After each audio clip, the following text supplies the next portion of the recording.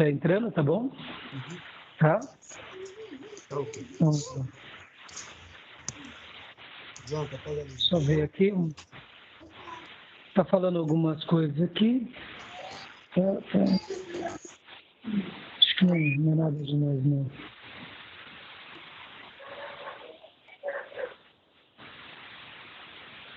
Beleza. O Felipe Rente, eu peço para ele a qualquer momento, eu não sei porquê, ele não está conseguindo conectar, tá bom? Mas o irmão tá me ouvindo, irmão Luiz? Para mim tá ótimo aqui. Estou vendo.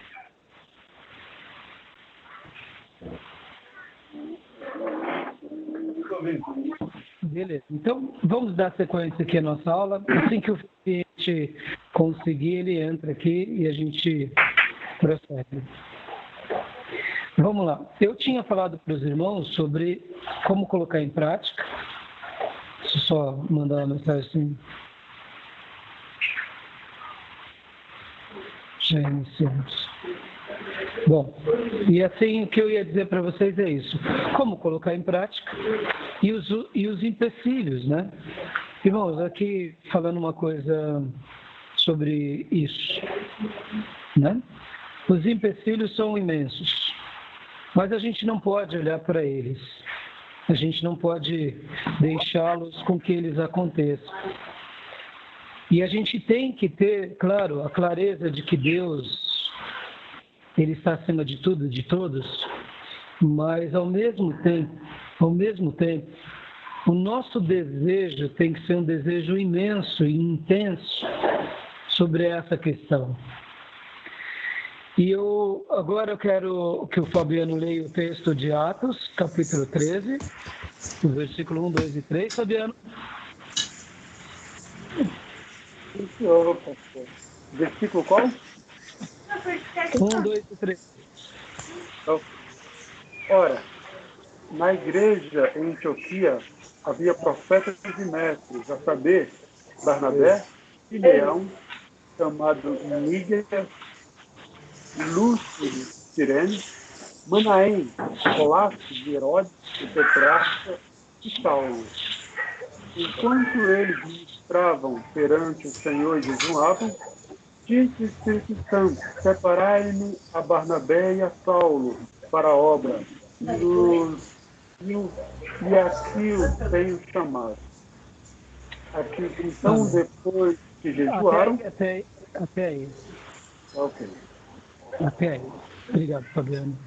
Esse texto bem conhecido, Felipe já entrou, né, Felipe? Que bom. Já. Como eu disse há pouco, queridos, o mais importante para a gente, quando a gente coloca, né, a necessidade da igreja local fazer a obra da evangelização e ter missões, lembrar que é possível a gente fazer algo e saber lidar com os empecilhos. Mas, ao mesmo tempo, o maior empecilho de todos é um empecilho que acontece o tempo todo dentro do nosso coração. Por que eu digo isso? Porque quando a gente pega, por exemplo, a história do povo de Deus, e principalmente no Novo Testamento, eles tiveram muitos motivos para parar de fazer as coisas para Deus. E o que fazia com que eles estabelecessem essa obra? O que eles faziam para dar continuidade? Eu ouso dizer que o mais importante de cada um deles, em primeiro lugar, era o amor que eles tinham por Deus. E não só o amor por Deus, mas a clareza e agora esse amor que eles tinham por Deus sendo compartilhado com cada um. Então, como que a gente realmente faz valer esse módulo? É realmente desejando Deus sendo estabelecido e desejando com que o nosso amor por Deus seja um amor que tenhamos e que compartilhemos com todos, começando por aqueles que estão ao nosso lado e se expandindo para todos aqueles, inclusive aqueles que não nos amam. Porque a gente acabou de ler esse texto aqui, E esse texto ele é maravilhoso, porque você lembra que há pouco a gente leu Atos 2, Atos 1. De Atos 1 até Atos 13, a gente tem a primeira igreja, que é a igreja de Jerusalém. Depois de Atos 13, a gente vê o seguinte, que de Atos 1 até Atos 13, nasceu uma outra igreja, que é a igreja de Antioquia, por causa das perseguições. Então, dá para ver que o povo de Deus já estava sendo espalhado, as igrejas já estavam sendo criadas, já estavam sendo feitas, mas ainda não tinha uma projeção de missões muito grande. E agora, num dado momento,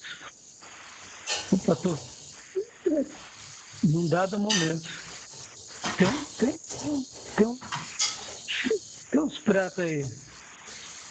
Natália tá lavando louça. Tudo bem. Então, não, tranquilo. Falei, tô ouvindo aí. Pensei que podia ser fora, não tem problema, contato. Então, voltando. Em Atos 13, surge agora um projeto novo e diferente. Mas, na verdade, esse projeto não era diferente do que Deus tinha plantado. Olha que interessante. Atos, capítulo de número 1 até o 13, a gente vê que a igreja primitiva era uma igreja que amava a Deus e amava o próximo. Pregava em Jerusalém, Judéia e Samaria até os confins da terra. Eles não limitavam a sua atuação. Olha que interessante. Diante desse fato, olha que fantástico, diante desse fato, pode ver que mesmo muta aí para mim, por favor. Coloca um montezinho. Isso, obrigado. Porque eu não estou conseguindo me concentrar. Obrigado. Mesmo os gentios já estavam sendo alcançados. Lembram de Cornélio? Romano? Então, na realidade, a evangelização já estava sendo compartilhada. Agora, em Atos 13, a gente vai ver uma atuação além da fronteira. Mas essa atuação não começou antes. Não foi Atos 13 que inaugurou. A evangelização já era algo presente. Aquela ideia de Jerusalém, Judéia, Samaria até os confins da terra já era presente. Tanto é que lá em Atos 6, Atos 7, o etíope, o eunuco da Etiópia, lembra da conversão dele? Que Filipe ganha ele para Cristo? Então o evangelho já tinha chegado na Etiópia. O evangelho já tinha atingido outros lugares, possivelmente os lugares mais variados, porque na vinda do Espírito Santo, lembra de outro detalhe, lá em Atos 2, existiam judeus de várias províncias e de várias cidades. Em outras palavras, aqueles judeus que agora eram convertidos já começaram um núcleo, já começaram uma igreja onde eles estavam. Ou seja, a igreja já estava sendo além das fronteiras há muito tempo. É que agora, em Atos 13, começa uma obra diferente, usando quem? O 13º apóstolo, e o 14º apóstolo, e o 15º apóstolo. Por que eu estou falando isso? Porque agora a gente vai ver Paulo como o 13º apóstolo, Barnabé como 14º apóstolo, e Silas, ou Silvano, como 15º apóstolo. Então, eles também foram homens que compartilharam, e aí João Marcos também, alguns vão chamar depois que ele vira também apóstolo. Bom, os apóstolos na igreja primitiva foram aqueles 12 mais Paulo, mas possivelmente esses outros que eu citei se tornaram apóstolos. A gente vai ver que eles já estão trabalhando muito antes de de Atos 13. Podem ver que eles estão reunidos em Atos 13. O que acontece em Atos 13? O Espírito Santo diz: separai-me a Barnabé e a Paulo. Mas a igreja já estava. E só lembrando que essa Antioquia é a Antioquia onde está tendo hoje a guerra civil lá na Síria. Essa Antioquia é da Síria. Ou seja, estava tendo um problema lá nessa região. Então, o que acontece? O que vai ser determinante para uma obra de missões, em primeiro lugar, irmãos, é de fato o nosso coração, é de fato a nossa vida, é de fato a nossa vocação é o desejo ardente de ser útil para o reino de Deus. Porque enquanto a gente tem esse coração ardente, esse coração que realmente deseja Deus acima de tudo e de todas as coisas, aí sim a gente vai ser útil. Por isso que, assim, nessa segunda parte, agora a gente vai falar de missões no mundo, mas eu queria até começar com uma história muito linda de Orlando Boyer. Vocês conhecem Orlando Boyer? Já ouviram falar nesse escritor? É um escritor muito famoso. É esse escritor aqui, ó, que escreveu esse livro, Heróis da Fé. Felipe, quando você quiser falar, filhote, aí você desmuta, né? Esse é um livro que começa falando dos mártires, das mortes dos apóstolos. Sim. Acho que eu li já esse livro. Esse livro é maravilhoso. Na realidade, ele faz um apanhado, né? Ele não é o dos mártires em si, mas ele deve citar também alguns mártires. Mas ele vai falar principalmente desses grandes nomes da história do cristianismo.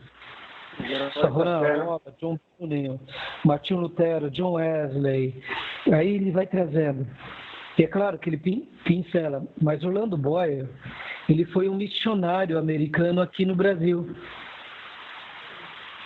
Ele foi um missionário muito usado por Deus aqui na nossa nação. E o que acontece com ele? Olha que interessante. Ele, depois, quando ele já estava bem velhinho aqui no Brasil, no interior do Brasil, ele perdeu a sua mulher. E aí a agência de missões que cuidava dele falou para ele voltar para os Estados Unidos. E o que aconteceu com ele? Eles eram da Assembleia de Deus. E, aliás, desculpem, vou ler para vocês aqui. Ó. Quando ele ficou velho, o aposentaram compulsoriamente. Então ele foi viver num asilo americano de muita regalia.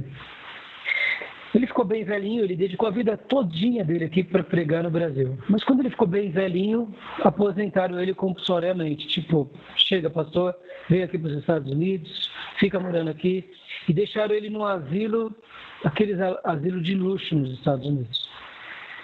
Mas ele, nesse asilo, ele ficava muito triste.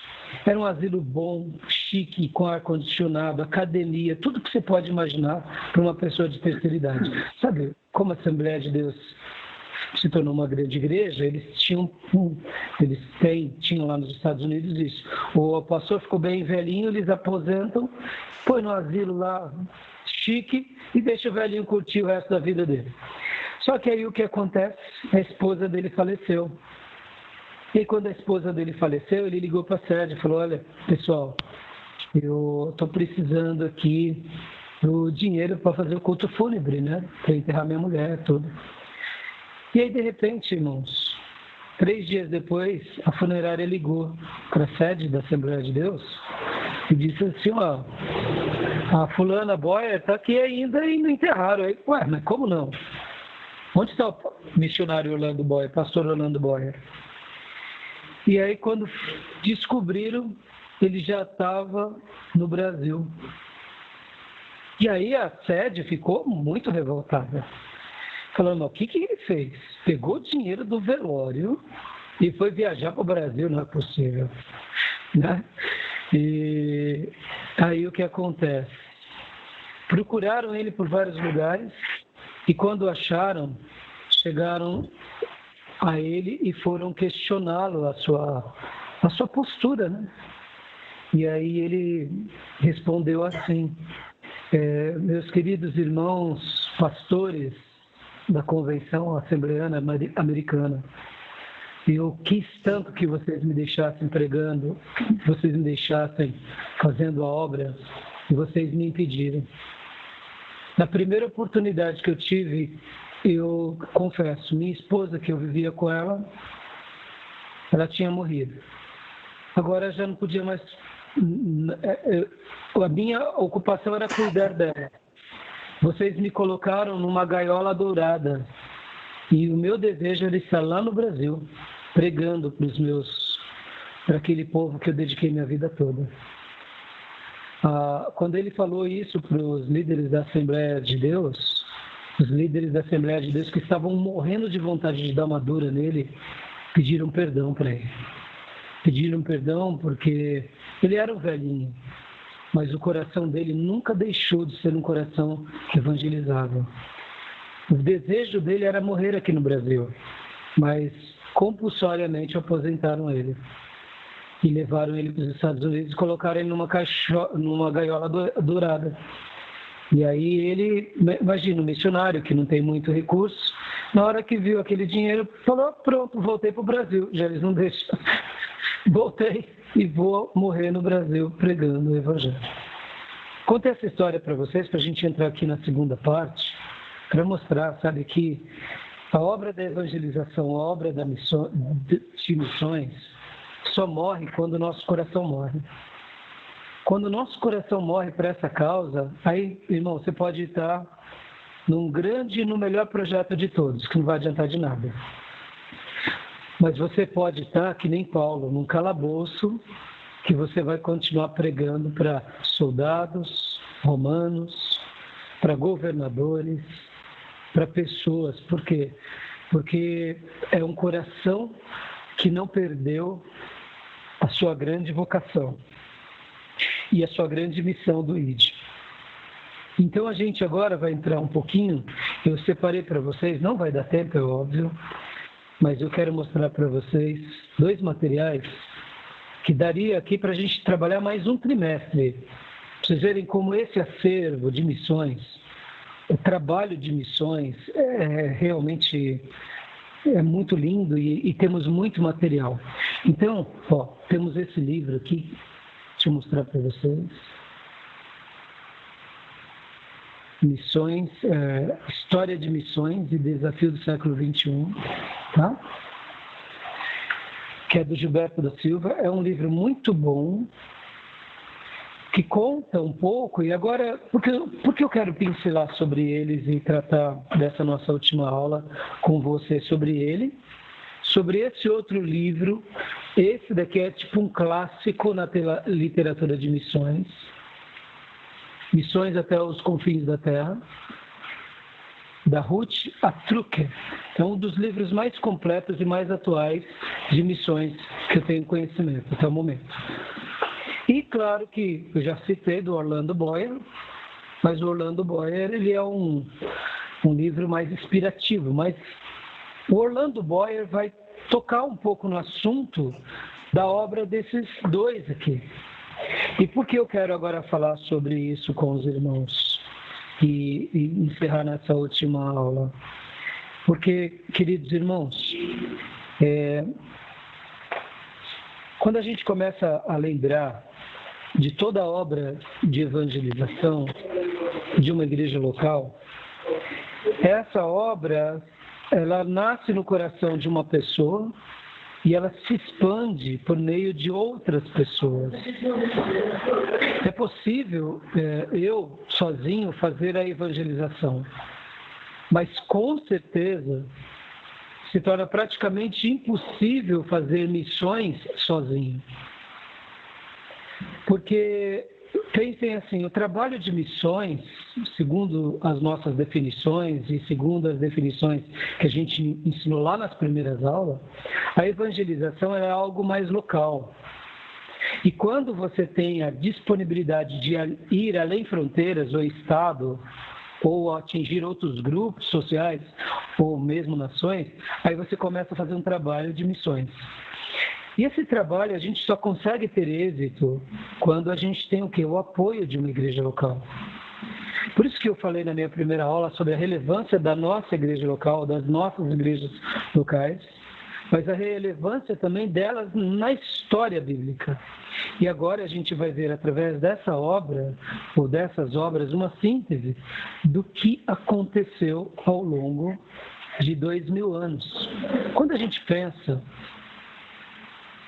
sobre essa questão de que a Igreja de Jesus está no planeta há praticamente 2.000 anos, com seus altos e baixos, ela só teve êxito por causa do quê? Por causa de pessoas que tiveram e nutriram um coração como Orlando Boyer. Pode ver que os apóstolos foram essas pessoas. Podem ver que os discípulos da igreja primitiva também foram essas pessoas. Podem ver que na história da igreja primitiva, nos primeiros 300 anos, a era dos mártires e depois com a era da patrística, ou seja, nos primeiros 500, 600 anos, eles tinham esse ímpeto. Quando a igreja dava uma apaziguada nas perseguições do imperador romano, eles continuavam a viver a sua vida cristã com intensidade. E foi essa razão que fez com que a Igreja de Jesus passasse e rompesse a barreira do tempo, do espaço, das etnias, das culturas, e hoje chegasse aqui no nosso país, e hoje nós vemos o nosso país como um dos maiores países cristãos do mundo. Mesmo com todos esses neopentecostais que tanto atrapalham e fazem um desserviço ao reino de Deus, que para mim, eu penso dessa forma, mas a gente ainda é um dos poucos países no mundo que vive um mover de Deus assim extraordinário. Quando a gente pensa que o que a gente vive no Brasil, a gente vive em poucos países, a gente começa a olhar até o povo brasileiro com mais compaixão e a gente começa a olhar para a igreja do Brasil com mais valor. Porque, irmãos, pode ver a quantidade que tem de igreja no nosso país, a quantidade que tem de ministério, a quantidade que tem, por exemplo, de riqueza em todas as áreas. O que a Igreja de Jesus gerou no nosso país é algo muito grande, é algo muito, muito imenso. Então, quando a gente pega, por exemplo, aqui na América Latina, por exemplo, a gente vai para o Uruguai, Paraguai, a própria Argentina, o Chile, por exemplo, a gente não vê uma quantidade de igrejas tão grande quanto é no Brasil. E aí a gente começa a pensar, né? Por quê? Uma coisa é óbvia, é uma obra de Deus, isso é óbvio. Mas, ao mesmo tempo, olha que responsabilidade nós temos. Mas essa realidade que hoje nós temos aqui, ela não é vista aqui na América Latina, como na América Central, por exemplo. A gente pega a América do Norte, a gente vê também, ali na América do Norte, os Estados Unidos com uma história de protestantismo, mas a gente não vê isso no Canadá, da mesma forma, e muito menos no México. Então, quando a gente vê que o México está ali do lado dos Estados Unidos, mas a evangelização no México é praticamente 1%, era algumas décadas atrás, a quantidade de evangélicos no México era 1%. Então a gente começa a ver a beleza e o privilégio que a gente tem hoje. E como a gente deve fazer valer isso. Porque, irmãos, no mundo, inclusive na Europa, hoje o protestantismo ele é nominal. O que é isso? São crentes por nome. Lá na Inglaterra, a religião oficial é a igreja anglicana. Mas eles não vivem, de fato, como protestantes bíblicos. Eles têm uma religião nominal. Podem ver? Esses filmes, Harry Potter, essas febres de bruxinho, nasce lá. E olha a febre que é. Não é muito diferente do que acontece nos Estados Unidos. Quando a gente vai para a Alemanha, quando a gente vai para a Polônia, quando a gente vai para a própria Suécia, a Suíça, toda a Grã-Bretanha, quando a gente vai, por exemplo, para a Irlanda do Norte, que ela também é protestante, vai para a Irlanda do Sul, que é católica, a gente não vê uma igreja militante, a gente vê uma história de igrejas, por exemplo, pessoas que são de igrejas, mas são por nome. Só vou citar para vocês um fato que é aterrorizador. Eu tenho uma mensagem do Dr. Russell Shedd, que ele pregou sobre líderes lá na Igreja Bíblica da Paz. E ele falou o seguinte, que na igreja em que o genro dele ia, né, no caso, deve ir ainda, o seu Shedd já partiu, mas o genro dele deve ser vivo. A igreja que o genro do Russell Shedd ia com a filha, lá na Alemanha, no estatuto, uma das cláusulas é: o pastor tem que ser crente. Dá para imaginar isso? O pastor, me ouviu? Então, se quiser deixar o som aí, tá bom? É que naquela hora estava um pouquinho alto, acho que o microfone seu era alto, né? Mas, vocês entenderam? Imagina nós criarmos um estatuto, vamos montar uma igreja, temos uma igreja aqui, e uma das cláusulas do estatuto de uma igreja protestante, você tem que colocar: o pastor tem que ser crente. Dá para imaginar? No Brasil não é muito diferente, não, tinha que colocar também, viu? Então, mas não é lamentável. Mas essas igrejas já não é crente, né, Fê? Vamos partir desse pressuposto, né? Essas igrejas já viraram seitas, né? Mas pensem nisso, não é lamentável imaginar isso? Aí você fala, mas como assim? Pastor lá na igreja, na Alemanha, não era crente? Porque durante muitas décadas eles queriam apenas um teólogo. Ele ia lá, falava da história de Israel, um historiador, um arqueólogo, um teólogo. Existe isso? Existe. Existem pessoas que gostam de história e gostam de história bíblica. Então, eles vão ser especialistas em histórias religiosas voltadas à história bíblica. Israel, os judeus, os cristãos. E aí ele vira um pastor e é assalariado. Aí você fala, mas vem cá, e aí? E aí, que é isso?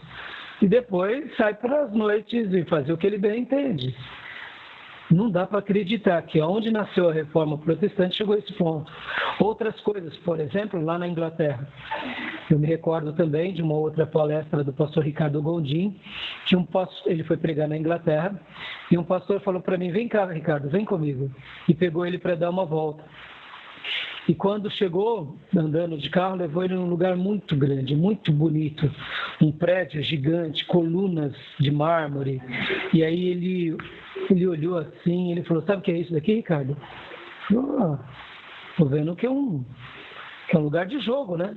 Se jogava pôquer, bilhar. E aí eles foram aonde era a parte do caixa. E onde era a parte do caixa, estava escrito assim, Jesus Cristo é o Senhor, talhado em mármore. Aí o Ricardo falou assim, nossa, Jesus Cristo é o Senhor aqui? Aqui era uma igreja metodista. A igreja, as próximas gerações não foram gerações piedosas. E tudo aquilo que os seus fundadores fizeram há 200 anos atrás foi se perdendo, ficou esse templo gigante, sem ninguém. Então, a prefeitura acabou vendendo. Vem cá, Ricardo, ele levou outros lugares na mesma semelhança, virando mesquitas. Fez igrejas lindas, históricas, prédios tombados pelo patrimônio público. Nosso coração fica apertado quando a gente lembra da Reforma Protestante, quando a gente lembra de Genebra, quando a gente lembra da Inglaterra, quando a gente lembra dos grandes avivamentos. O que fez com que esses povos se perdessem? Foram porque as próximas gerações foram gerações nominais. Não fizeram valer a fé, de fato, como era. E esse livro, eu só vou pincelar com vocês algumas partes. Ele vai falar um pouco sobre os primeiros passos, a plenitude dos tempos, vai mostrar que aquela igreja embrionária, que foi poderosa nos seus primeiros 500 anos, depois vai falar sobre a cristianização do Império Romano, ou seja, como o cristianismo mudou o panorama e a cultura do próprio Império Romano, por isso que a sede até hoje, entre aspas, da Igreja Católica é a Apostólica Romana. Porque foi tão forte o cristianismo em Roma que lá passou a ser a sede. Mas isso não foi simplesmente por vaidade. Era porque, de fato, como uma grande metrópole mundial, ali se tornou um centro onde realmente o cristianismo acabava tendo esse significado. Pensem assim, hoje, se realmente ocorresse um grande avivamento no mundo, qual seria o polo principal desse avivamento? Possivelmente seria nos Estados Unidos. Ainda eles têm o título de o principal país do mundo. Tecnologia, ensino, tudo. Então, olha que interessante. O cristianismo foi tão forte na história mundial que onde ele chegava, ele ia realmente mudando o panorama. É claro que a gente sabe que depois, com os imperadores romanos, a ideia de unir a igreja e o Estado, com Constantino, deu a eles um novo formato para aquilo que não era. Porque, de fato, a igreja não deve se conjuminar ou se trabalhar junto com o Estado. E Constantino, juntamente com os imperadores romanos, foram muito sagazes. E aí eles fizeram essa unificação. E o livro continua mencionando cada período da história. E enquanto eu fazia hoje a minha lição de casa, né, não dá, como eu disse para vocês, para a gente estudar só esse assunto, nós gastaríamos pelo menos mais um trimestre. Porque aí a gente estaria estudando a história de missões no mundo. Uma coisa importante. Estão me ouvindo? Estão me ouvindo, Fabiano? Você pôs a mão no ouvido? Fabiano? Parou de ouvir, Fabiano? Irmã Carmen, irmão Luiz? Tá? Fabiano? Paralisou só. Está me ouvindo, né, Fabiano? Bom, Fabiano?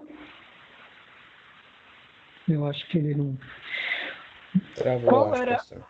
Caiu o áudio dele. Pô, deve ser o sinal dele. É a internet que está travada a imagem. Deve ser. Qual era a maior igreja no Novo Testamento, nos primeiros 100 anos?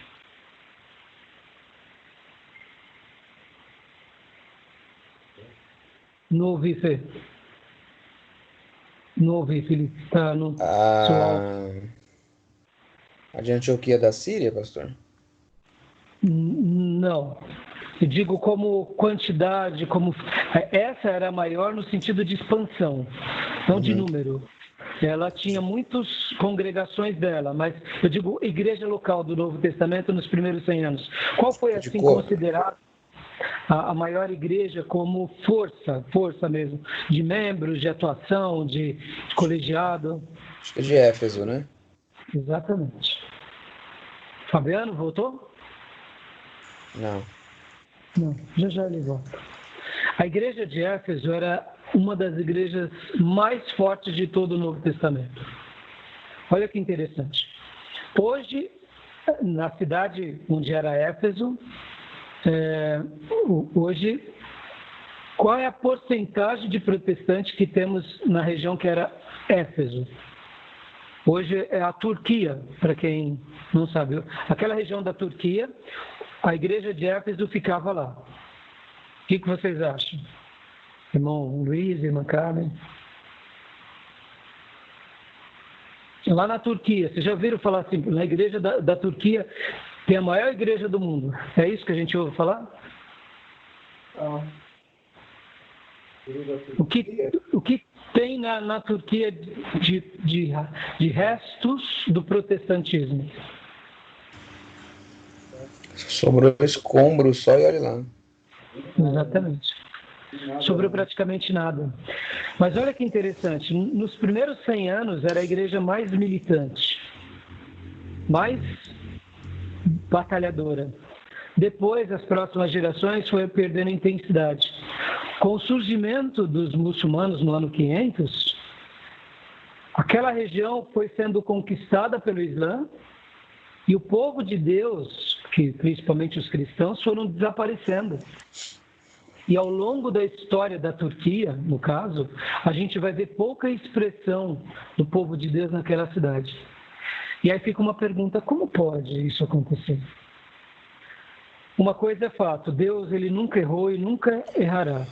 Assim como Deus dá para nós uma nação, para que a gente cuide e estabeleça naquela nação algo bem sólido para a posteridade, assim Deus deu para nós a igreja, para que a gente cuide e estabeleça a posteridade. Mas o problema é esse, assim como numa nação acontece muitas vezes uma mudança cultural, ora porque eles não são mais patriotas, ora porque eles vão para os vícios, ora porque muitos motivos, e eles perdem a sua identidade, e de repente eles se deterioram. Na mesma semelhança acontece com a igreja. E aqui fica uma consideração para a gente tomar muito cuidado. Porque quando a gente imagina, né, hoje, por exemplo, nesses últimos 50 anos, o Brasil tem sido sacudido pela evangelização. Mas mesmo assim, o que será daqui a 50 anos pela frente? Que tipo de igrejas nós estamos deixando? Que tipo de ministério nós estamos estabelecendo? Lá na Inglaterra, para uma igreja metodista ser vendida de um templo suntuoso, demorou quase 200 anos. E ainda assim, a história dos metodistas lá é uma história bonita. E aqui no Brasil, quando a gente olha, por exemplo, uma Universal, que já começou torta e hoje ela já é uma seita. O que será daqui a 50 anos? Entendeu? Então, olha como que isso é sério para a gente. Qual é a continuidade? É por isso que aqui, ao refletir sobre a história da igreja, ao refletir sobre a história do povo de Deus, há um temor no nosso coração, um temor imenso. O que eu estou fazendo e quem eu estou preparando para deixar e dar continuidade a essa obra? É claro, irmãos, que aqui entram duas coisas. Entra Deus fazendo a obra, mas entra a nossa disposição e o nosso zelo. Quando a gente consegue harmonizar isso, a gente deixa ainda algo melhor para que Deus continue trabalhando nas outras gerações. O que a gente não pode é a gente avacalhar. O que a gente não pode é a gente deixar de crer. E o que a gente não pode é deixar de ser zeloso.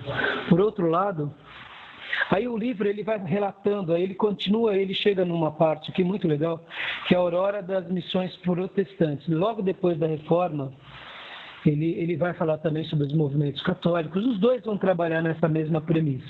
Só que o da Ruth, esse livro da Ruth, o interessante dele é que ela vai falando, abordando um pouco mais a história de cada grande personagem. O livro da Ruth é mais ou menos como o livro do Heróis da Fé. Ele começa trabalhando, por exemplo, ele fala do apóstolo Paulo, Policarpo, Perpétua, história de Perpétua. Perpétua era uma mulher que ela foi muito provada na sua fé. Ela foi jogada nas arenas, não morria. Ela era jogada diante dos touros. Ela era praticamente quase que esmigalhada e não morria. E aí vinham... É fantástico, é fantástico. Então, o livro já começa narrando a Era dos Mártires. Pessoas que tinham um cristianismo tão intenso, e mesmo debaixo de todo o jugo opressor romano, eles não negaram a fé. E aí eles vão para as missões bizantinas, depois eles vão para as missões trabalhando com os índios americanos. Aí o livro da Ruth é mais baseado, é uma história de missões, falando um pouco da biografia de cada pessoa. E o que eles fizeram, como o evangelho chegou até eles, e o que eles realizaram naquele contexto. Ô, Fabiano, voltou, filhote? Caiu? Voltou. Tá bom? Tava travando tudo. Ah, tá bom. Então continua aí. Então, o livro dela tem uma beleza, porque ele vai falar depois do grande século. Ele vai falar sobre as conquistas na África, na Ásia, na China. Sabe aquilo que nós falamos na aula da semana passada, da Coreia? Ele vai falar também sobre o Japão. Ele deixa um capítulo.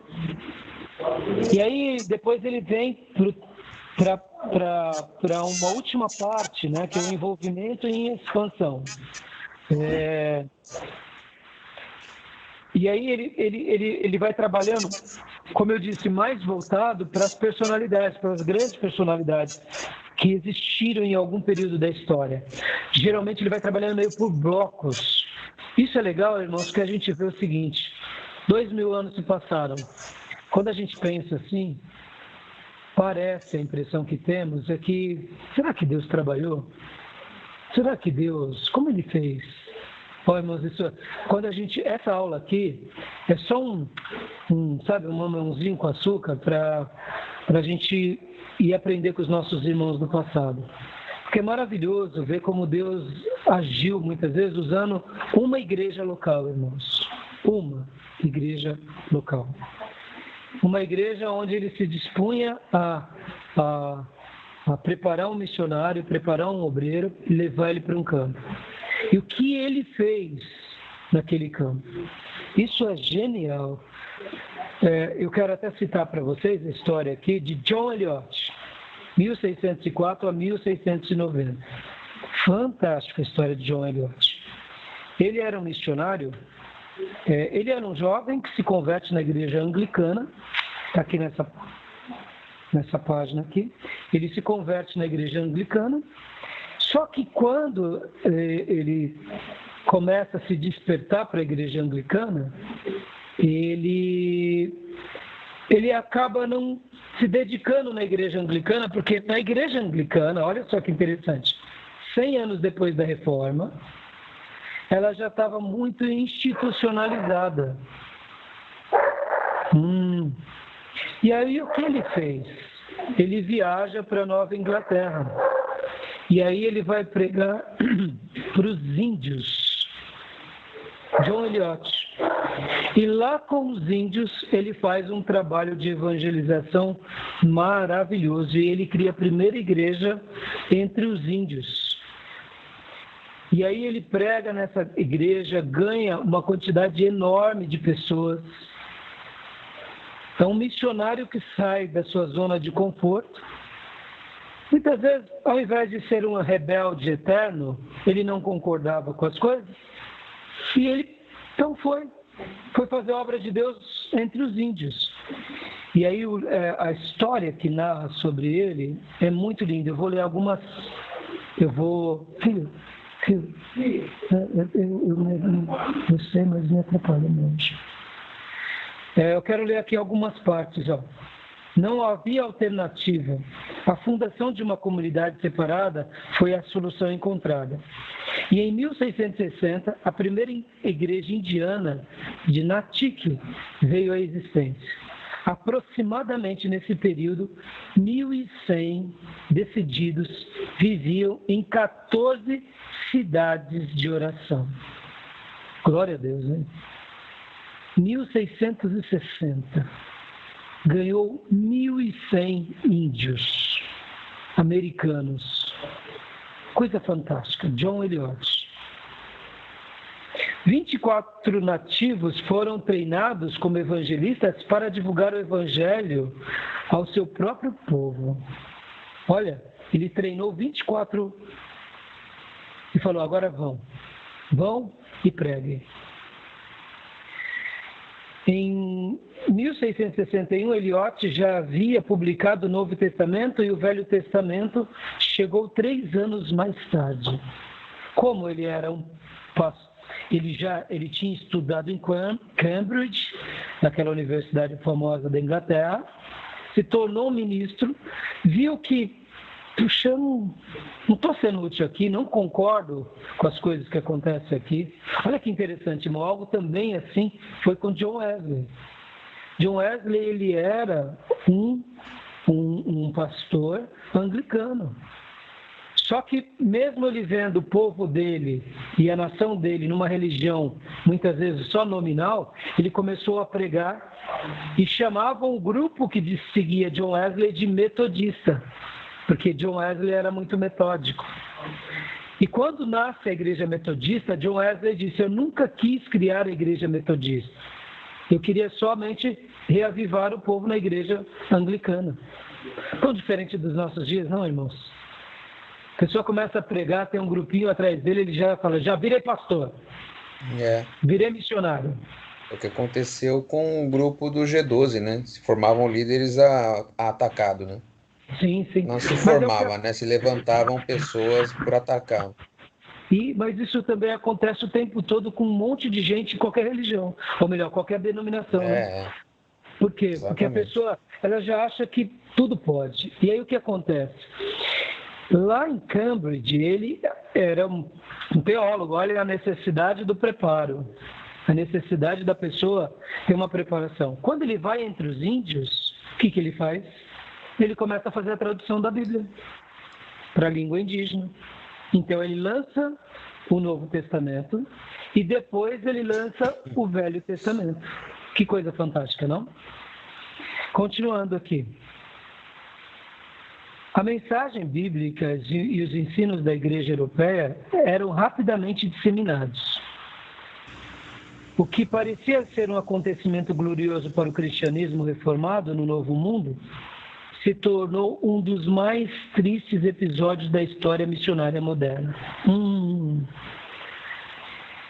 Ele começou a ganhar muitos índios, começou a fazer muitas obras, e o que parecia ser uma coisa muito boa, houve um problema. Não por causa da mensagem do Evangelho, pelo que aconteceu em si. Olha só o que aconteceu. Pois no final do século XVII, o amor pela riqueza, olha que forte, provocou o esfriamento dos ideais puritanos. E o empreendimento e esforço missionário de John Eliot terminaram de forma melancólica.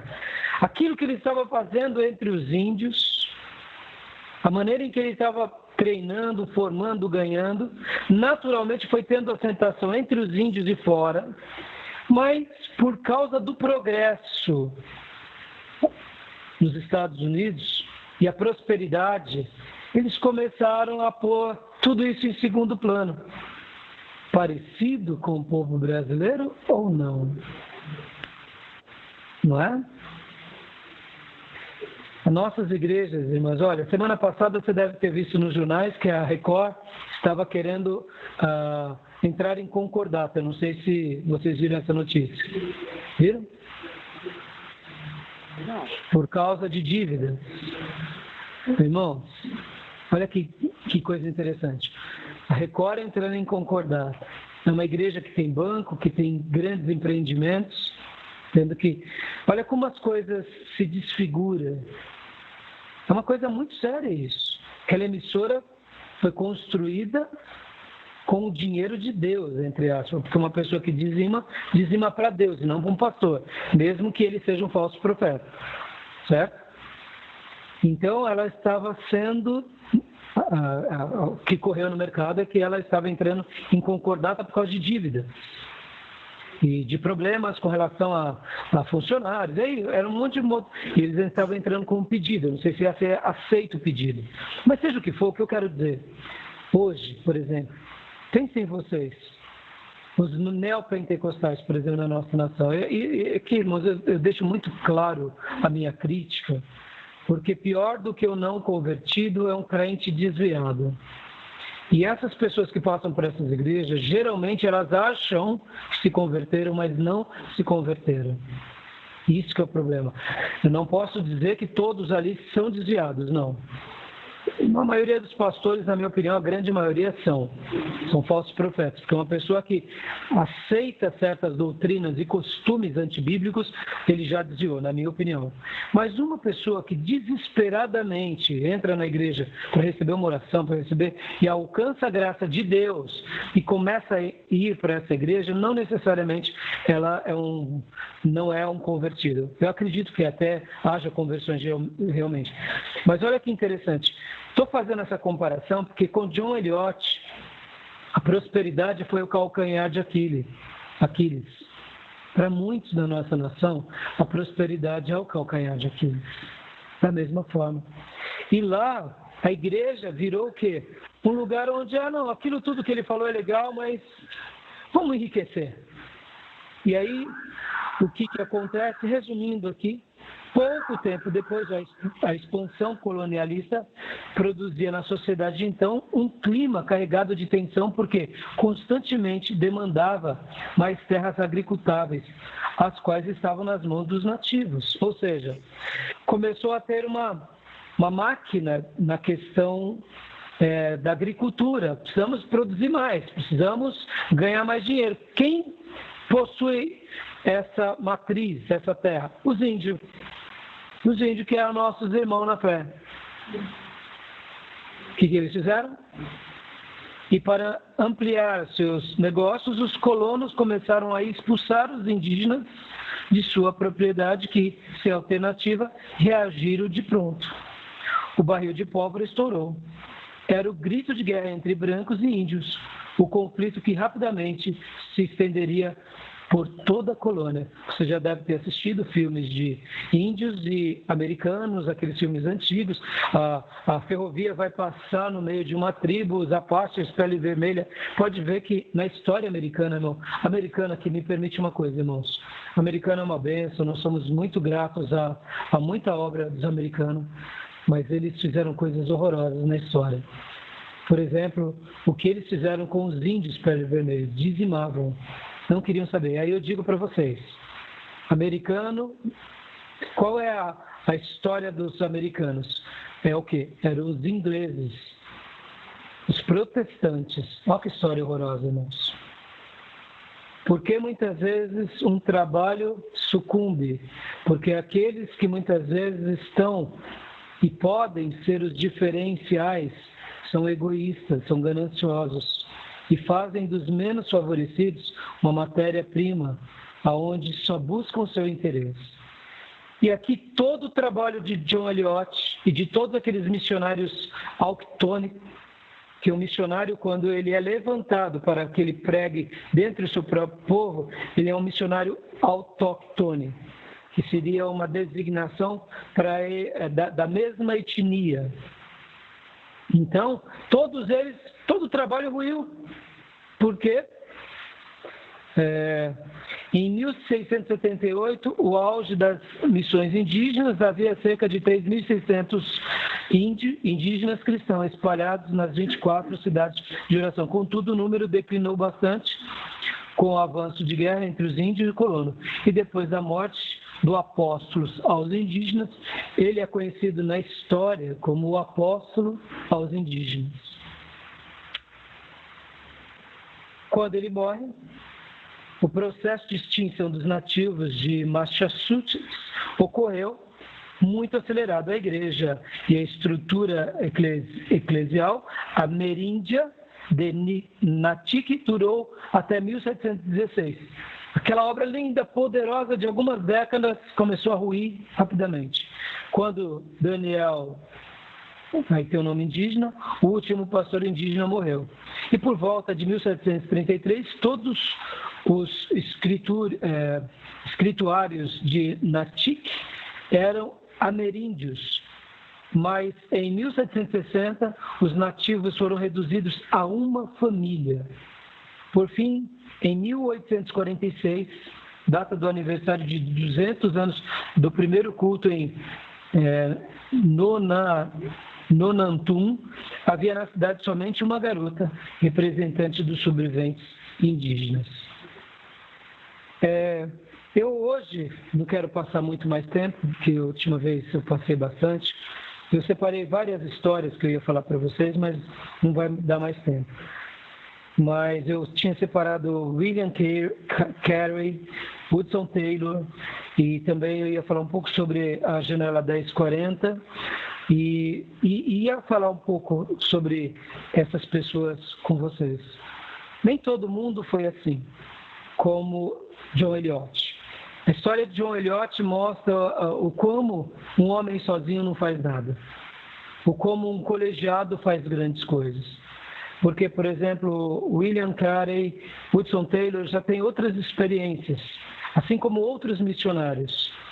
Assim como, por exemplo, eu ia também falar, mas não vai dar tempo, eu ia falar sobre Gunnar Ving e Daniel Berg. Com certeza vocês já ouviram falar desses dois missionários, Gunnar Ving e Daniel Berg. Já ouviram ou não? Da Assembleia de Deus. Sim, os criadores da Assembleia de Deus. E não só eles, mas outros que também vieram com eles, que criaram a Congregação Cristã do Brasil. Fora os outros missionários que vieram dos Estados Unidos, da Inglaterra e de outros países europeus pregar aqui. Então, nem toda a história de um missionário, de uma igreja, é uma história onde entra em declínio e fracasso. Graças a Deus por esses 2 missionários que vieram para o Brasil e começaram lá em Belém do Pará uma obra linda. E hoje está aqui essa igreja tão especial que é a Assembleia de Deus, junto com todas as outras igrejas pentecostais que nascem da Assembleia de Deus. O problema não são os pentecostais, na sua grande maioria. Os neopentecostais são um problema. Mas a igreja pentecostal na nossa nação ainda é uma bênção. A igreja pentecostal nos Estados Unidos é diferente da igreja pentecostal americana. A igreja pentecostal na Austrália, só a misericórdia de Deus. É totalmente diferente da igreja pentecostal brasileira. Lá, por exemplo, na Austrália, quando eu me converti há 30 anos atrás, a questão gay era aceita dentro da igreja Assembleia de Deus, lá na Austrália, há 30 anos atrás. Imagina como está hoje. Então, por que eu estou te falando isso para os irmãos? Nem todo trabalho sucumbiu. Nem todo trabalho, pelo contrário, a grande maioria dos trabalhos relatados são trabalhos em que o povo de Deus, o reino de Deus é expandido, a igreja prevalece.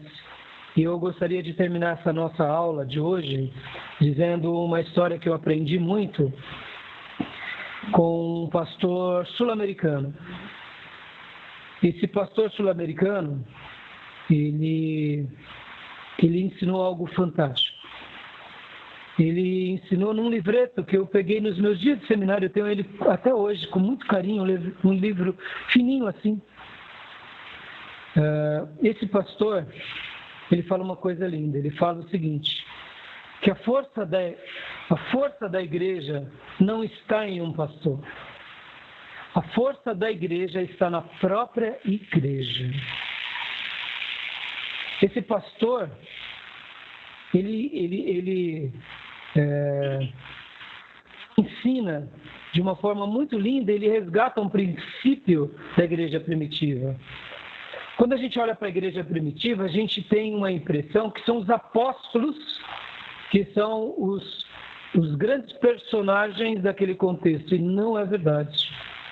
Os apóstolos eram, sim, aqueles que carregavam aquela grande igreja, mas não era somente na força deles. Em primeiro lugar, a força do Espírito Santo sobre os apóstolos, mas é a força do Espírito Santo sobre todo o colegiado. E a igreja primitiva só foi uma igreja forte porque o colegiado era forte. Quando o colegiado, e quando eu falo colegiado, irmãos, eu não estou me referindo ao staff, estou me referindo ao contexto maior. Estou me referindo a cada membro, desde o novo convertido ao ancião menos disposto, porque já não tem mais vigor físico, mas a alma dele, o coração dele ainda é em Deus e ele ainda está produzindo, mesmo debilitado. Então, esse pastor latino, ele me ensinou isso nos meus dias de seminário, isso marcou muito a minha vida, eu queria concluir nossas aulas falando sobre isso. Porque alguns movimentos, como o movimento aqui de John Eliot entre os índios na Nova Inglaterra, sucumbiu. Porque os colonos, que eram também de história protestante, esqueceram tudo aquilo. Esses colonos pensaram que vamos expandir, a gente precisa de terra, e o índio é índio. Só que, olha, irmãos, índio é aquilo, índio, diferente de qualquer etnia no mundo, eles morrem, mas eles não se rendem. Pode ver que na nossa colonização aqui, os portugueses tentaram catequizar os índios e tentaram escravizar os índios. O que aconteceu? Você conhece algum índio que vira escravo? Não tem. O índio morre, mas não vira escravo. Está no DNA dele. Ele luta, morre, mas não vira escravo. O africano se permite se tornar escravo, mas o índio não. O índio se permite morrer. Está dentro do DNA. E isso é um DNA dos índios americanos, em especial. Nós chamamos ameríndios, que são índios americanos. E no Brasil os nossos também. Então olha que interessante. Se eles tivessem sido menos predatórios e mais gente, aquelas igrejas teriam se expandido. O movimento entre os próprios índios. Por quê? Porque eles também não são pessoas que não querem progresso. Eles só querem o espaço deles. Eles são convencidos pela fé, mas eles não são domados pela força. Olha que interessante. O irmão Carlos queria falar alguma coisa, irmão Carlos? Não? Tá bom. Então, por que eu estou falando isso, irmãos? Olha que lições isso a gente tem para nós hoje. Na história do cristianismo, a gente vai ver isso, que aonde o movimento, por exemplo, com Jonathan Edwards, o grande avivamento que aconteceu com ele, grandes outros trabalhos que aconteceram em vários lugares, a igreja era forte. E quando a igreja ela é forte, mesmo que o pastor seja mediano, aquela obra tem uma projeção muito longa durante um grande período. Se o pastor é muito competente, a igreja é forte, a igreja e o pastor têm mais expressão. Se o pastor é excelente, a igreja é fraca, aquele pastor não faz nada. Mas se o pastor também é muito fraco e a igreja é excelente, aquela igreja perdura. Olha que isso é um segredo, irmãos. Guarda isso no coração de vocês. Quando a igreja ela é forte, o pastor pode ser até iletrado, fraquinho. Se ele é convertido de verdade, já está bom. Porque o povo vai ser maduro nas decisões e vai fazer tudo para a glória de Deus. E esse material desse pastor latino marcou muito meu coração, mas muito mesmo. E ele vinha falando sobre isso, e isso a gente vê na história da igreja. Então, fazer missões não é somente fazer a obra de evangelismo, é fazer a obra do evangelismo, sim, mas com mais outras pessoas. Para fazer a obra do evangelismo, a gente já precisa de ajuda, precisa de apoio. Quanto mais para ir além. Há uma metáfora muito linda, que é a metáfora daquele que desce no fundo do poço para poder resgatar aquele que caiu dentro do poço. Imagine se agora nós hoje, nossa classe está em 5, né? E aí, vamos supor que Deus separa, que nem foi na igreja de Antioquia, Filipe e Barnabé. E aqui, vamos supor aqui que o Filipe Riente é o Felipe e o Paulo e Barnabé, né? Só que agora é o Felipe e o Fabiano. Então, vai separar o Felipe e o Fabiano. Então, quando os dois vão para dentro do poço, nós três, juntamente com toda a igreja, segura essa corda. A obra do missionário é essa. Ele entra dentro do poço, mas a obra da igreja é essa. Ela segura a corda, ela lança a corda até o final, ela manda a comida e aí resgata depois os dois, trazendo juntos. A obra da evangelização é uma obra que acontece na mesma proporção. Pode ver, quando um pastor tenta fazer evangelismo e a igreja não ajuda, faz quase nada. Por quê? Porque cada um vai cuidar da sua tribo. Ah, eu não estou afim de evangelizar. Ah, por que eu não estou afim? Aí, de repente, vai ter um festival de música. Ah, agora eu quero evangelizar. Ué, mas antes não quer? Mas agora eu quero. Aí você vai perguntar, a irmã toca, toca bateria. Ah, ficou claro. Ela não está querendo evangelizar, ela quer demonstrar suas virtudes. Porque quem quer evangelizar, evangeliza o tempo todo. E apoia os trabalhos locais. Isso vale para o evangelismo e isso vale muito mais para missões. Por quê? Missões, irmãos, olha, imagina a corda. A corda é imensa. Você vai para uma outra nação, você vai para um outro estado e você tem que dar manutenção para aquele missionário distante. E para a gente concluir, guarde essa máxima. Nunca, jamais concorde em enviar os piores. Isso é anti-Deus. Deus sempre envia os melhores. Nunca envie os piores. A gente seleciona sempre os melhores, os mais piedosos, os mais competentes, os mais consagrados e os mais dedicados. Porque os piores não devem sair de lugar nenhum. Devem se manter nos bancos para se tornarem melhores, para quem sabe um dia comecem servindo na sua igreja local. Porque muitas vezes o pastor ele é tentado a mandar o obreiro fazer alguma coisa porque ele quer se livrar de um problema. Porque ele está querendo se livrar. Isso é covardia com o reino de Deus e é traição aos céus. Só para eu pontuar e guardar isso. Recorda que o Pai enviou o seu melhor, que é o próprio Deus, para morrer por nós. Fazer a obra da evangelização é enviar o melhor. Fazer a obra de missões é enviar o melhor. E dar toda força para sustentar. Que Deus nos ajude nessa nova fase.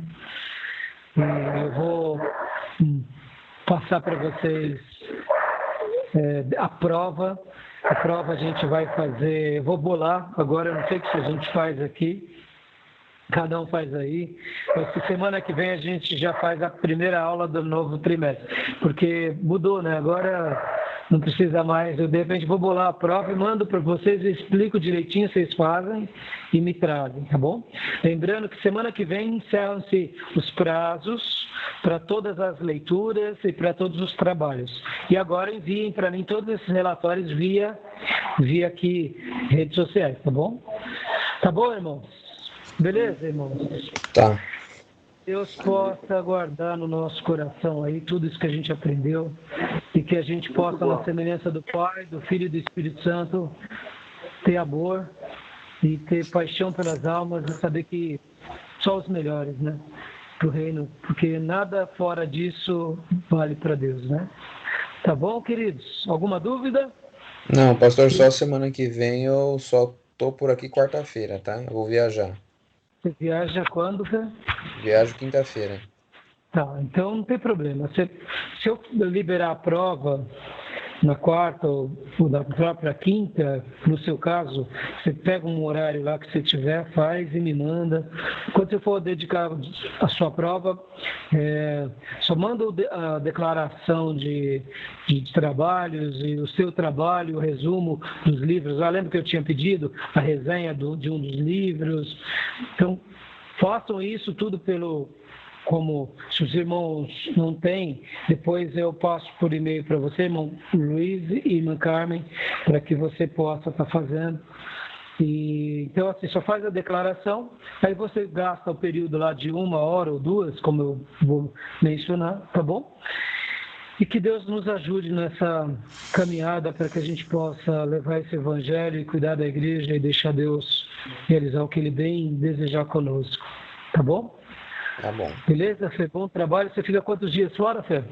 Eu vou 7 dias. Tá bom. Mas onde você estiver lá, se der, fica conectado com a gente, né? Não deixa de participar, né? Não deixa de estar participando com a gente, com os trabalhos. Por enquanto a gente vai continuar ainda pelas redes sociais, né? Os irmãos, só uma pergunta rapidinho. O irmão está participando também? O irmão Luiz e a irmã Carmen têm visto os cultos pelas redes sociais? Domingo assisti. Tá chegando bem? Tá dando para o som, o áudio? Tá bom? Tá. Deus se comigo. Fabiano? Muito bom, pastor. Então tá bom. Felipe também tem conseguido, Felipe? Sim. Tá bom, gostei do fundo que o senhor põe aí na casa do senhor ainda de pedra aí, tá bonito. Tá. Eu mudei, né? O quadro de Daniel, bonito. A luz tá boa. A questão de luz... Falha, né? Vocês não têm noção do que aconteceu domingo. Ela começou a latir no começo da mensagem. Aí eu já, meu Deus do céu, e agora? E ela começou. E eu falei, meu pai do céu, que coisa é essa? Aí o Felipe foi lá fora. Felipe foi. Na hora que ele estava voltando, ela deu um perdido, minha cadela, passou pelas pernas dele. E ela veio aqui, parou no pé da escada e olhou para mim. E essa minha cadela é uma pastora belga malinois, aquela grande, sabe? E ela é muito agitada e ela não pode me ver que ela quer brincar comigo. Eu falei, pelo amor de Deus, ela vai pular, vai arrancar a câmera. E aí e o Felipe regalou os olhos e eu falei, meu Deus do céu, e agora? E ela deu trabalho. Aí o Lucas está fazendo o papel do suporte. A Nídia fica sentada lá atrás da câmera para eu ficar olhando para a Nídia. Porque aqui é mais fácil, né? Aqui é mais fácil, aqui a aula é mais interativa e tal. E ficar esse negócio de ficar olhando para a câmera tá difícil demais. E aí eu olhei pro Lucas, ele, pai! E eu falei, filho, ajuda, e aí tá ao vivo. E eu falei, meu Deus, e agora? O que eu vou fazer? Mas me deu medo, irmãos, me deu medo. Eu preciso ainda parar com... Tipo assim, até a Lídia falou, mas moço, se acontecesse alguma coisa, é imprevisto. Mas a gente fica aqui. Acontece, só que até acostumar com essa ideia de que não pode errar, né? E deu um desespero, que pode errar, né? Que pode acontecer alguma coisa, né? Mas, assim, foi muito... Está sendo difícil, mas está sendo agradável, né? Vão participando sempre, né? Dando as opiniões. A gente está tentando fazer o melhor aqui, como a gente pode, né? Mas estamos aí. Pelo que eu vi nos noticiários, Santa Catarina está voltando já à normalidade já. Ah, é? Santa Catarina, se não me engano, essa semana eles vão abrir os shoppings novamente, as igrejas vão voltar à atividade. Bom, eu acho que ainda aqui deve demorar um pouquinho, umas 2 semanas. O governador deu até 10 de maio, né? Mas ele vai começar Tá tendo muito protesto em São Paulo por causa do Dória, ele já começou a afrouxar algumas coisas. A gente sabe que tem que tomar cuidado, mas que também não tem como segurar, né, Felipe? Não tem. Não dá. Muita gente passando dificuldade, né? Então, e com a igreja, quando a gente remontar, a gente vai remontar com muito cuidado e com muita recomendação. Eu quero continuar os cultos online porque não adianta. Eu penso, sabe, irmão, vou dar um exemplo aqui, vivo, né? A nossa irmã Carmen e nosso irmão Luiz estão com o coração despedaçado, juntamente com a gente. Então tem gente que está sendo muito inconsequente, gente de idade, né? Indo para... o Fabiano perdeu, né, Fabiano? 4 amigos do trabalho, né? 4. Oi? Então, a professora da Deise de balé, logo de manhã, ela até adiou a aula, né? Porque a tia dela faleceu também. Ela estava triste, né? Estava doente e acho que estava alguns dias internado e acabou pegando coronavírus no hospital. Aí eles fizeram o teste e foi confirmado, né? Aí ela cerca de 70% a 80% dos casos estão vindo dos hospitais. Aí ela falou... Exatamente, absurdo, né? Hoje a Lilian foi ver o netinho que nasceu, né? Publiquei. Isso deixa a gente preocupado. Outra coisa, irmã, na sexta-feira, uma irmã da nossa igreja, a irmã Nádia, perdeu um parente do filho dela. O sogro do filho dela faleceu também com Covid-19. Ou seja, é sério, gente, não é brincadeira. Pessoal, e eu particularmente, eu tenho notado, as pessoas são muito inconsequentes. Vão para os bares, vão para as padarias, não estão se protegendo. Eu fui, nessa quarentena, eu fui uma vez ao supermercado, eu fiquei escandalizado. Só não respeita nada. Tossindo. Se você for falar alguma coisa, desrespeito, não é questão de ter medo. Nós, a grande maioria de nós 3 aqui, principalmente, com exceção do casal, a gente não tem risco. Mas e aí? E os nossos entes queridos, né? E os nossos anciãos? Então, a gente vai continuar com as aulas via live. Eu vou continuar com os cultos também interagindo. Para quê? Para não forçar irmãs de idade irem para a igreja. Vocês sabem que a professora Cida, por exemplo, sofre a vida toda. Ela tem uma saúde de passarinho. Imagina com um negócio desse daí. Pelo amor de Deus. Né?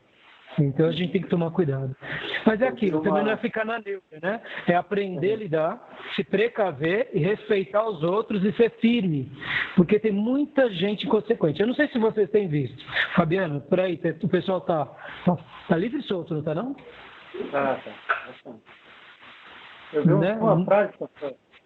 O pessoal postou no grupo uma frase dizendo assim, até 2010, televisão é coisa do diabo. Quer dizer, a internet é coisa do diabo. Agora é o contrário, né? E você fez? Não, é verdade, hoje é necessário, né? Para atender principalmente os idosos. E você, tem saído, tem visto? O que você tem visto? Eu vira e mexe tem que sair, né? Tem que ir no mercado e tudo mais, não tem como fazer estoque aqui, né? Mas não tem como, o governo ele fala para fazer a quarentena. Eu sou a favor da quarentena vertical, onde você isola o grupo de risco e o pessoal mais jovem volta a trabalhar, mas Volta a fazer atividade, né? É que a só cultura do brasileiro, que né? o que acontece? É meio hipocrisia do próprio governo de São Paulo, né? Você quer fazer uma quarentena total, mas aí você tem a questão dos bancos, os idosos, muito idosos são sozinhos, precisam ir no banco para resolver as coisas. Então é Absurdo. impossível você fazer uma quarentena total e nem dá. Não dá. Não, então assim, vamos continuar orando, né? Pode falar, irmã Carmen. Então, quanto o Felipe falou, é um pouquinho difícil, porque igual esse irmão do Railson, né, Felipe? Ele não era idoso, ele tinha 36 anos. Não, você tem essas exceções, infelizmente, né? Ai, mãe, inclusive, só uma pergunta, assim, desculpa, eu sei que a gente já terminou, estamos só papiando mesmo. Só uma pergunta, ele tinha problema de saúde, alguma coisa?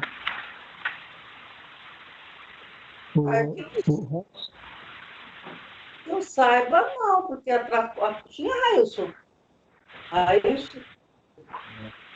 Não, que quando... Era saudável, né? Oi? Ele era saudável. Então, porque é a única coisa que às vezes tinha problema mesmo, o gente tá lá na cozinha, falou que era problema de sinusite e rinite. Você vê? Ou seja, não tinha um quadro, né? Então, ele trabalhava, né? Às vezes ele ia sair de moto para trabalhar, não sei se foi também viagem. Uns dias, quando ele ficou a primeira vez ruim, falaram que era sinusite e rinite. Você vê? Pois é, você vê isso? Isso, agora eu fico pensando. Não, ela já falou no início da aula. Foi aquilo lá, amor. Foi horrível. A minha esposa está pedindo, irmã, para a irmã contar como foi, né, o velório. O Fabiano não estava aqui, nem o Felipe, gente, mas foi aquele quadro horroroso, né? De não poder ser tudo lá. O velório, né? Foi. Ah, tá. Então, foi muito difícil, pastora, porque você não pôde ver, né? Os irmãos dele não pôde ver realmente, é tudo isso mesmo que falam na televisão. Foi coisa de 10 minutos, o carro da funerária chegou, já tirou o corpo, inclusive os coveiros, umas pessoas muito mal preparadas, né? Que é uma cidade pequena, tiveram que fazer para enterrar ele quase encostado no muro, porque praticamente não tinha buraco para poder, né? Porque não tinha. Ou seja, né? Foi horrível, né? Tipo, você vê, e o pior de tudo, né, irmã? No domingo eu até comentei isso, não poder velar pelo ente querido. Então, né? Não pôde velar. A única pessoa que viu foi a esposa dele, de longe, né? Porque aí abriu o saco, só viu ali o rosto, né? Isso para poder confirmar, né? Se realmente era ele. Os irmãos não pôde ver e foi uma coisa muito rápida, né? Foi muito triste. Você não pôde sepultar a pessoa, não muito ver. Triste. E outra coisa também, né? Poucas pessoas, porque não podia ter tumulto. Sim. Tudo isso, né? Então você vê, é uma coisa real. A gente vai ter agora como igreja que se reconstruir. Como vai ser, eu não sei, não estou preocupado, só quero fazer uma coisa, cuidar das minhas ovelhas. Vamos fazer a melhor forma, Vamos ir com calma, vamos ir avaliando, cada caso é um caso, cada situação vai ser uma situação. Não tem como a gente poder dizer, vamos fazer isso e aquilo, e não tem como. O mundo mudou. A gente vai ter que se adaptar agora a uma nova fase. Isso porque é o primeiro vírus, né? Imagina os outros que vão vir ainda, né? Assim, no modo de falar, porque isso faz parte da história, né? Do mundo, e não vai ser diferente com a nossa história, né? Mas assim, vamos continuar orando, vamos continuar bem ajuizado, fazendo o que a gente pode, né? Porque não é fácil. E devagarzinho a gente vai voltando, né? Tá bom, meus irmãos? Tá bom, Minha irmã pastor. Carmen, Deus abençoe. Felipe, bom trabalho, filhote. Obrigado, pastor. E aquela mensagem lá, já preparou ou não? Não, ainda não. Então, filhote, tem que começar aí, porque tem que pregar aí, vamos embora para pregar. Ô Luiz, Né? irmã O Carmen, Fabiano pregou semana passada, né, Fabiano? Eu vi. A gente está fazendo Pereira, assim. Você foi retrasada, né? É. A gente está se virando, vamos se virar, né? Como vai dando. Então tá bom, manda um abraço para a Natália, tá, Fê? Mando sim. Ela tá bem? Tá ótimo. Então tá bom. Então Deus abençoe, gente. Fiquem com Paz, Deus. pastor, paz, Eu irmão Paz, Luiz. Fabiano. Paz, As irmão. instruções Paz, Felipe. pelo WhatsApp, tá bom? Tá ok. E só lembrando que essas duas aulas com as outras tá gravado aqui no Skype. Se vocês quiserem baixar, vocês baixam, tá bom? Porque Tá vale bom. a pena de repente para aceso. Deus abençoe. Fiquem com Deus. Tchau, irmão Luiz. Tchau, irmã Carmen. Paz, irmão Luiz. Deus abençoe. Paz, irmão. Tchau, pastor. Tchau, tchau, Fê.